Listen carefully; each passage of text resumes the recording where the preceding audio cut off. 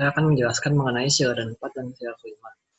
Dalam sila keempat ini adalah nilai-nilai dalam sila keempat, yaitu kerakyatan yang dipimpin oleh hikmat, kebijaksanaan dalam permusyawaratan atau perwakilan. Jadi, di dalam sila keempat ini, berarti Indonesia itu menganut kedaulatan rakyat atau sistem demokrasi. Jadi, di sini itu rakyat yang berdaulat atau berkuasa. Seperti yang terdapat dalam kata hikmat kebijaksanaan, berarti penggunaan kata itu berarti penggunaan akal sehat atau pikiran yang sehat dengan selalu apapun keputusannya selalu mempertimbangkan persatuan, kesatuan, dan kepentingan untuk bangsa dan negara. Lalu permusyawaratan adalah tata cara yang khas kepribadian bangsa Indonesia dalam memutuskan sesuatu, yaitu melalui musyawarah untuk mencapai mufakat. Jadi untuk maksud dari kalimatnya adalah untuk memutuskan satu hal itu tidak ditentukan oleh satu atau dua orang, melainkan dengan menggunakan musyawarah untuk mencapai mufakat. Jadi semua orang berhak untuk bersuara.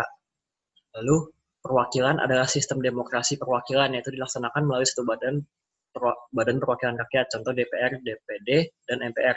Jadi untuk suara kita didengar, kita juga tidak semena-mena bersuara seenaknya, tapi kita melalui aturan yang berlaku.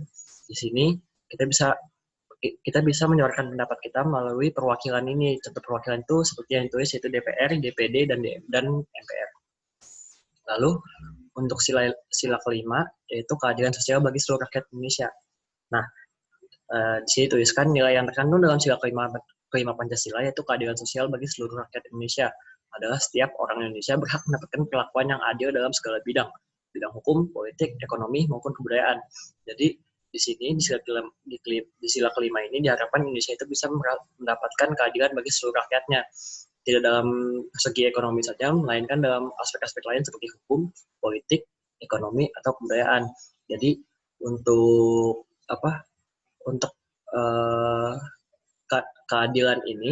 keadilan dapat oleh masyarakat ini tidak hanya untuk bagi golongan atas, tapi semua rakyat Indonesia. Semua akan mendapatkan perlakuan yang sama dengan cara yang sama.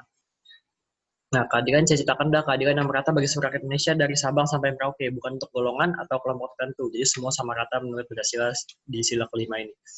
Perwujudan nilai keadilan sosial bagi seluruh rakyat Indonesia ialah bahwa setiap warga negara Indonesia harus mengembangkan sikap adil terhadap sesama, menjaga keseimbangan antar hak dan kewajiban, menghormati hak-hak orang lain, suka memberi pertolongan kepada orang lain agar mandiri, suka bekerja keras, menghargai hasil karya orang lain, juga merupakan nilai-nilai yang terkandung dalam sila kelima ini. Jadi, inti dari sila kelima ini tidak adanya perbedaan dari semua rakyat. Semua sama rata, semua dapatkan perlakuan yang sama, dan tidak membeda-bedakan antara satu dengan yang lain. Jadi, sila kelima ini menurut saya adalah sila yang paling dirasa di kehidupan bermasyarakat kita. Karena di Indonesia ini tidak hanya terdiri dari satu atau dua jenis orang. Indonesia kaya akan budaya.